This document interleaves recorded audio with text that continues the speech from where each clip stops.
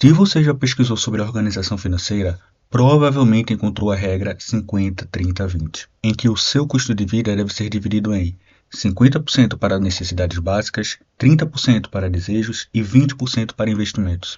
Parece simples, o problema é que ela foi criada para uma realidade muito diferente da brasileira. Por que ela funciona nos Estados Unidos? Porque lá eles têm uma renda média maior, juros menores, moradia relativamente mais acessível, o poder de compra é maior que o do Brasil, mas para a realidade brasileira, em que o salário médio fica em torno de R$ 3.900, sendo que a renda per capita é de R$ 2.300, e além disso o custo de vida gira em torno de R$ 3.500, por isso que 80% das famílias brasileiras estão endividadas.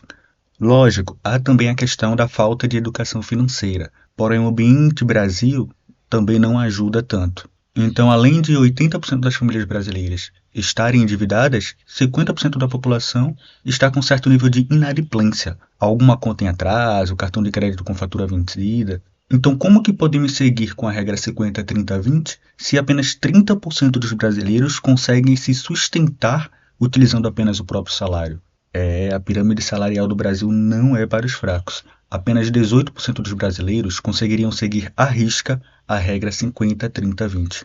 E olhe lá, pois ainda estamos analisando apenas os grandes números, o cenário macro. Dependendo de onde você viva, quantas pessoas dependem de você, essa situação muda completamente. Isso sem falar do estilo de vida que a pessoa quer viver. Bom, existe solução? Sim, podemos simplesmente adaptar essa regra para a nossa realidade. E não tem segredo, o Brasil não é para os amadores. Se sua renda é muito baixa, você deve priorizar ganhar mais. Nessa fase, o melhor investimento que você pode fazer é investir em si mesmo, em novos conhecimentos e novas formas de ganhar mais dinheiro. Eu quero destacar que essa é uma fase, ela vai passar, mas você precisa se preparar para sair melhor dela e não na pior. O objetivo aqui do canal é focar em investir para garantir o futuro, garantir a aposentadoria. Mas ao invés de se perguntar quanto eu preciso investir, o método do projeto Aposentadoria foca em qual o valor mínimo eu devo investir. Desse modo, nós conseguimos tanto garantir um futuro confortável quanto aproveitar o presente. Então, trazendo como exemplo o perfil que eu tinha citado no vídeo passado, uma pessoa que já teria uma renda de R$ 6.000, mas eu e minha família ainda não atingimos essa renda.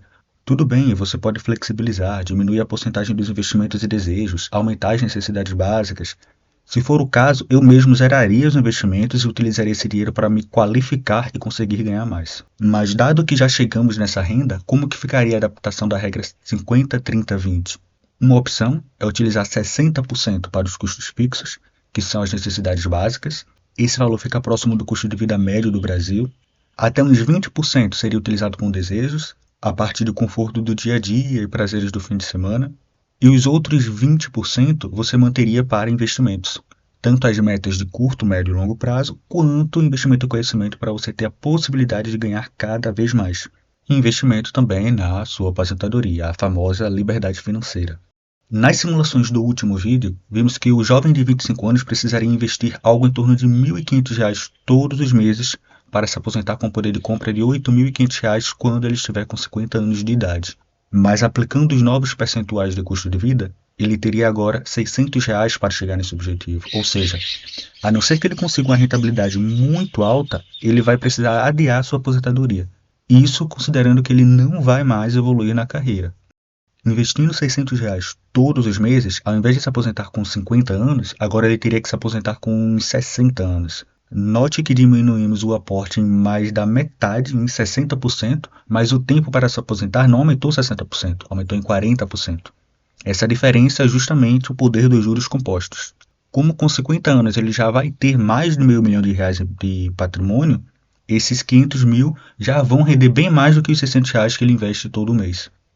Note que na minha carteira eu já estou nessa fase de investimentos, eu tenho uma rentabilidade na parte de ações de 85%, eu não vou considerar os outros investimentos, pois as ações é a maior parte dos meus investimentos, é o meu foco futuro. E em algumas empresas, enquanto eu tenho um retorno em aluguel de 13% ao ano, se você comprar essa mesma ação hoje, você teria 11% por conta do preço que já subiu. Em outras, essa diferença é ainda maior. Se você comprar hoje, você teria um retorno ali de 3,5%, em dividendos, que basicamente seria o aluguel que você recebe da ação, mas eu, devido ao preço que eu paguei por ter comprado no momento certo, estou recebendo 10%. Outra já fica muito próximo, 6,5%, 7%. Outra tem essa diferença também grande, de 5% para 14%. E o que é que eu quero dizer com isso? Que no futuro, como a tendência das boas empresas é lucrar cada vez mais, o nosso retorno também tende a ficar distante de quem está começando hoje. Se você fizer boas escolhas, claro. Como já falei, a minha rentabilidade acumulada está em torno de 85%, mas isso é a rentabilidade total, eu ainda tenho que descontar a inflação. Então, se eu confiro aqui o IPCA acumulado nesses últimos 4 anos, que é o tempo que eu tenho investido, a gente teria uma inflação ali de aproximadamente 21%, o que dá, na média, uma inflação de mais ou menos 4,9% ao ano. E detalhe, tá? Não é só dividir por 4, não é esse o cálculo. Existe uma formulazinha ali, mas você não precisa se preocupar com isso agora. Então, quando eu faço o mesmo para a minha rentabilidade, 85% em 4 anos representa uma taxa de retorno anual de 16,6% ao ano. Ou seja, é como se todo ano o meu patrimônio crescesse 16,6% ao ano. Então, para eu ter a minha rentabilidade real durante esses últimos 4 anos, eu teria que remover esse IPCA médio de 4,9% da minha rentabilidade de 16,6%, o que daria ali um retorno equivalente a IPCA mais 11%. Os meus rendimentos renderam 11% acima da inflação nesses últimos 4 anos. Ou seja, todo ano os meus investimentos cresceram 11% acima da inflação. E onde eu quero chegar com isso? Lembram que no vídeo passado nós tínhamos um cenário de um jovem de 25 anos que estava planejando se aposentar com 25 anos, sendo que ele estava investindo mais que o dobro do que o nosso cenário atual. Porém, se eu conseguir manter essa rentabilidade que eu estou tendo nesses últimos 4 anos, mesmo investindo muito menos, aquele jovem conseguiria ainda se aposentar ali próximo dos 50 anos. Levaria um ano a mais para ele começar a receber o valor meta da aposentadoria dele. Caso ele não consiga essa rentabilidade, seja uma rentabilidade um pouco mais alcançável, digamos assim, ele levaria 35 anos para conseguir se aposentar. Ou seja, ao invés de se aposentar com 50, ele se aposentaria com 60 anos. Não é garantia que eu conseguirei manter a minha rentabilidade atual no futuro. O Warren Buffett, o maior investidor do mundo, conseguiu uma rentabilidade de 20% ao ano, 4% a mais que eu. Parece pouco, mas essa é uma diferença bem grandinha assim. Principalmente pelo fato dele ter conseguido isso durante muito tempo, em 60 anos. Uma rentabilidade alta em um ciclo de alta é fácil.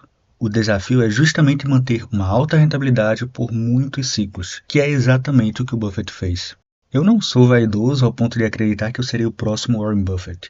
Uma opção bem mais factível é evoluir na carreira para ganhar mais e investir mais. Se com 40 anos eu conseguir chegar em um cargo de gerência, por exemplo, com um salário equivalente a 11 mil reais, meu investimento subiria de 600 para 1.100 reais e eu conseguiria antecipar a aposentadoria em 2 anos, no cenário base. Ao invés de 35 anos, levaria 33 anos. E claro, com a qualidade de vida no presente bem melhor, já que o valor do percentual também vai ser maior. O percentual dos custos fixos, dos desejos. No fim, ou melhor, no início, não tem segredo. O Brasil não é para amadores. E mesmo que você saia e more no exterior, as regras do jogo continuam as mesmas. Se desenvolver para ter uma renda elevada, gastar menos do que se ganha e aprender a investir bem. Assim, a gente consegue se aposentar, parar de trabalhar e manter uma vida confortável, tanto hoje quanto no amanhã.